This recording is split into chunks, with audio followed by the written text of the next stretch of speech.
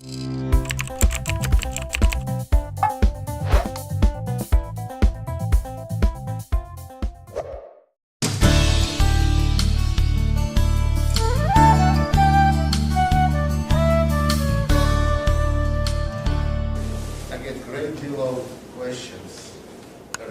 actually about not analyzing but introducing the universal opening for white. And when I say universal opening, this is the kind of opening that you cannot have for black. Universal, that means no matter what black does, you can play same positional setup and same strategy. You don't have this luxury for black for the reason that white starts first, has opening and advantage of first move, and playing the same way against e4, d4, or c4 may result to very bad consequences. Okay, so the opening I'm talking to is King's Indian attack. So, you know, you play like King's Indian, like the black plays, d6, knight f6, g6, bishop g7, and castling. Only you do this with white. The reason why I call it attack, because it doesn't mean that you start attacking for first moves, because they have to somehow differentiate the King's Indian, is it white or black? So they call it attack, but it's not an attack. It's just a system you're going to play. So you're going to start with knight f3, and no matter what black plays, you guaranteed to get the same setup. There is absolutely nothing black can do to stop you developing d3, g3, bishop g2, and castling. So they can go d5, they can go knight f6. It's a universal way to play for white. Now, the main and the most expected way to play for black is knight f6. Now you're going to go g3. They can go, I don't know, d5, bishop g2, probably e6. Of course, the black can play with g6. We will cover this continuing. g6 or bishop f5 instead. There are many different ways. So in this position, so we go castle. We continue with our plan. Black can go bishop e7 on c5. It does not really make much difference. d3. Now, this opening, okay, what is the strategy? Why would we play this opening? What are the advantages? Every opening has some advantages, some disadvantages. What is the main idea to play this opening? Advantage now? What? Yeah, that's. I will think if it qualifies as one of the reasons. It's not on the top of the list anyway. So, yeah, it's something, you have this strategy. You know what you want to do in the end game. Yeah, to avoid some critical variations, and it's like a lazy way to play opening. That's not what I would recommend, but you may also put it on the list of the reasons.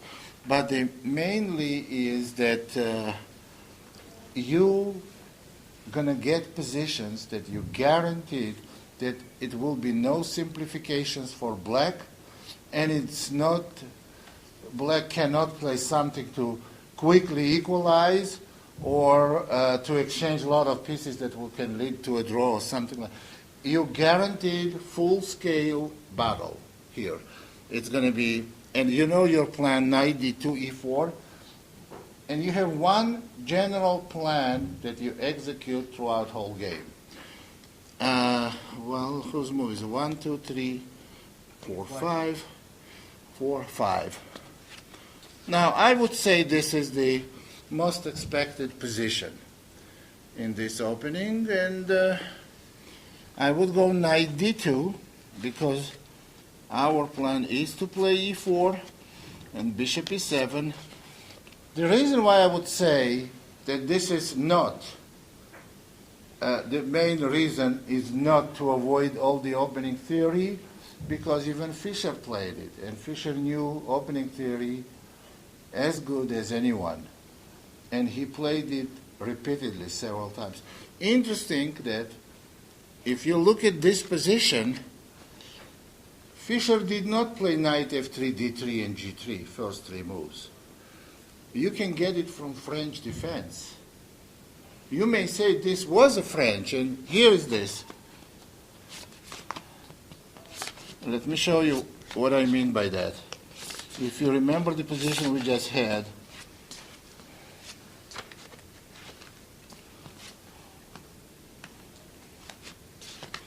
so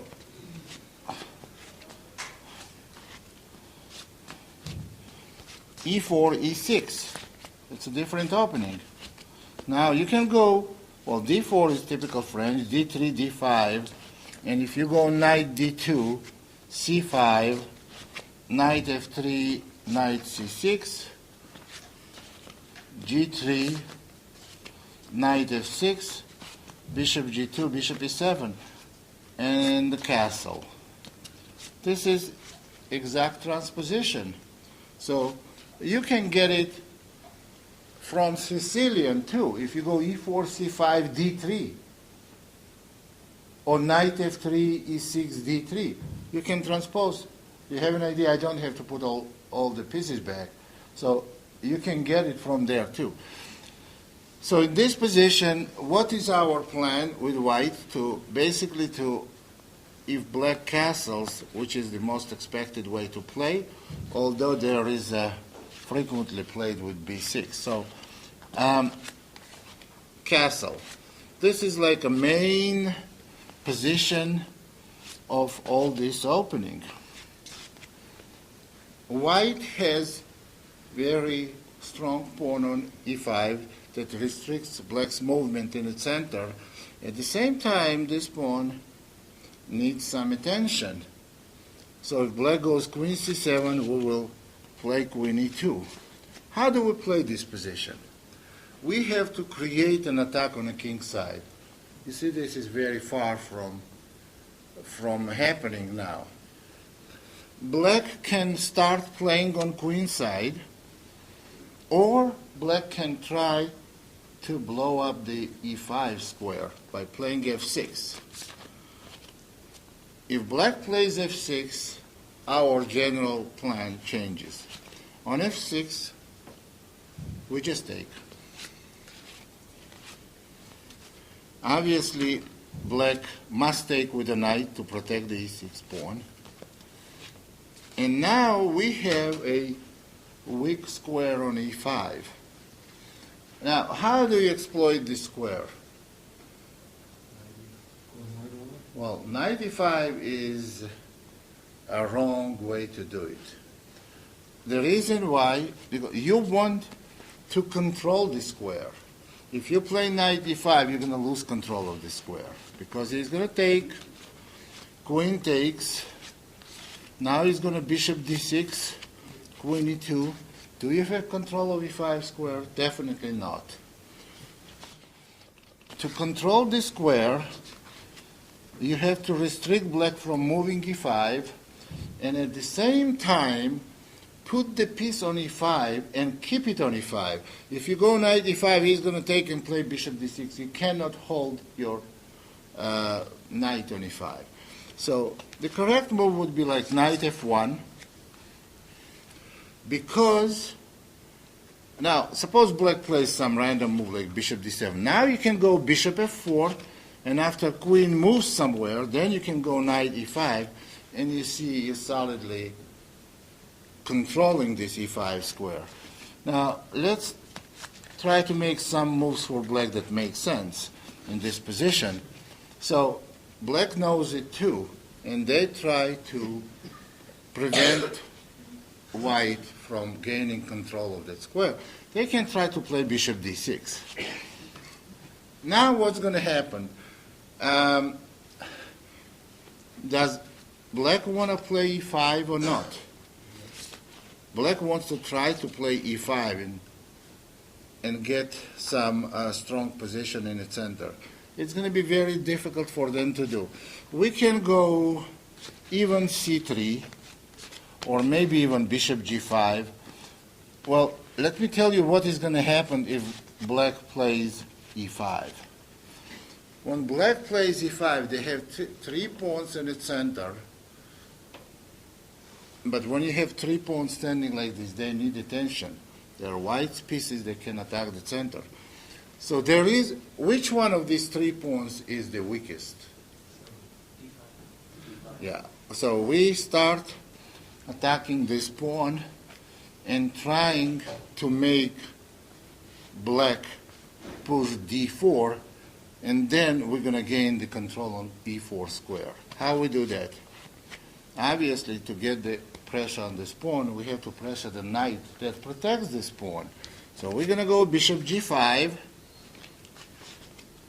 and let's see what's going to happen here. Suppose black plays h6. We take, and now we have a target, e5. So we can go knight d2, or we can go knight e3. They both reach the same result. Black protects, white attacks. Black is going to run out of the ways to protect this pawn. Because now let's see what they can do. Suppose they go queen f7. Black has very strong center that has to be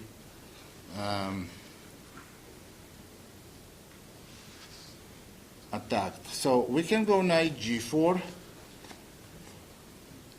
That may create problems attacking rook.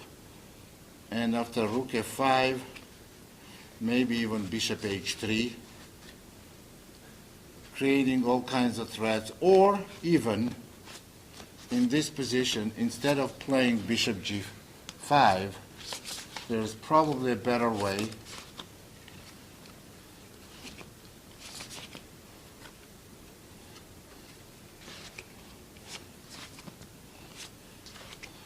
After bishop d6, this is position. There's another good way to play for white, c4. This is a very good way to play. Now black practically cannot go d4 because it opens white bishop, it gives full control on e4 square. Actually, we're going to go like this, knight d2, knight g5, and total control on e4 square. But by playing c4, we prevent black from playing e5. And if black goes bishop d7, we can go bishop g5 now. Or even bishop d2 if you play. And then maybe knight g5, maybe knight e3, attacking this pawn. Anyway, what you have to do, if black goes f6, let me go again. Let me go back here. But every time we go back, since there is no contact between whites and black's pieces, we have to count the tempos and make sure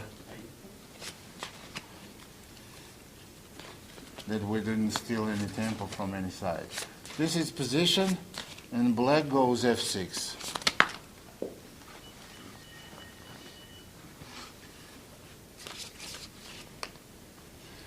Okay, in this position, the other possibility is bishop f4 move. Now, actually we just played, is this the position or knight is on d2? We have, what? We're going to find out in a second.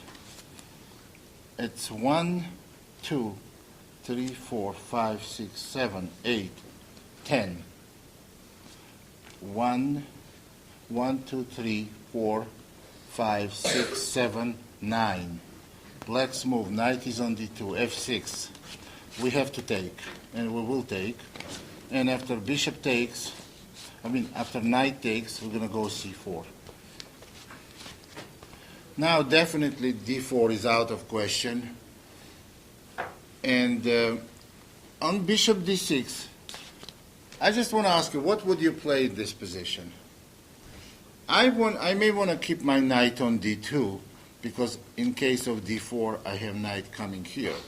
I may go b3 and go bishop b2.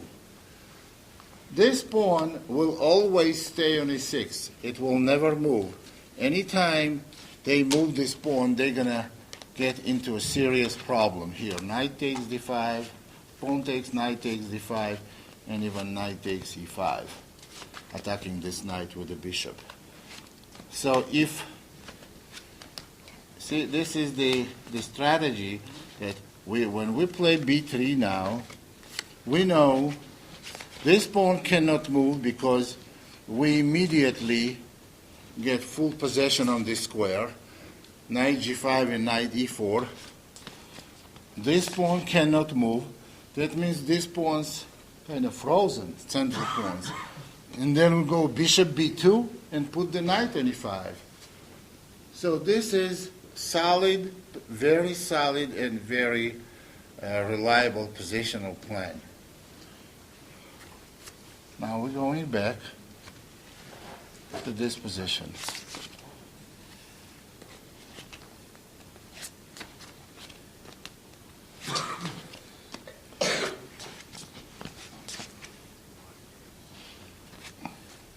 We just discussed f6, but most frequently you see black would go b5 and a5 because this, you see, these three pawns will indicate what side should black play on.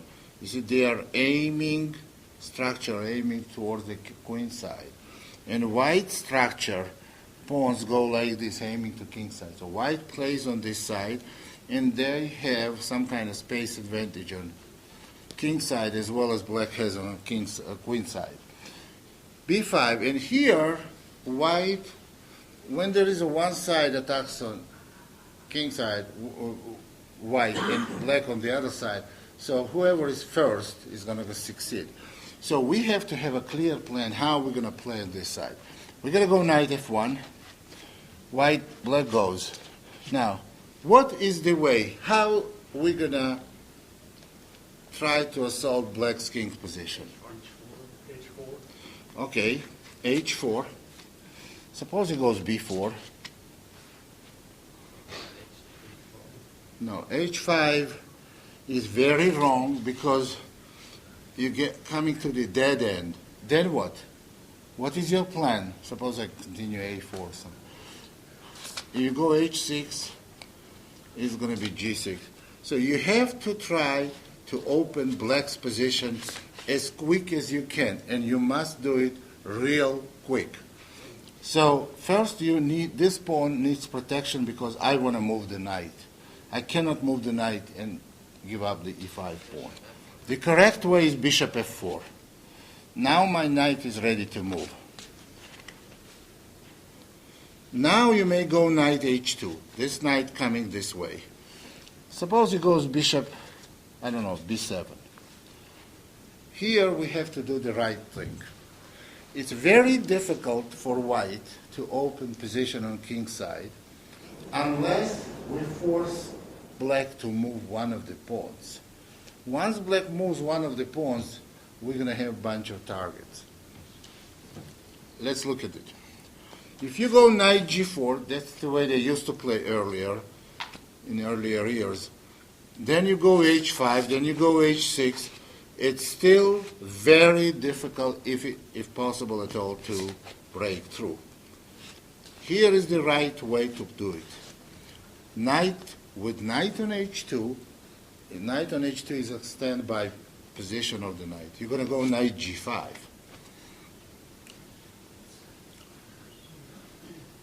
Now you want to play queen h5, forcing h6, and then not to move this knight. Leave this knight here and go knight g4. See, it's not even a matter you want to sacrifice knight or not. This is something you must do. Position requires this extreme approach, and you have to do it. Either you do it or you don't play this opening at all. So that's the way you'd have to do. Now, knight g4 creates very big threat of knight takes h6. This particular position is lost for black. So black has practically no choice but to take the knight, and then you take simply back with a pawn.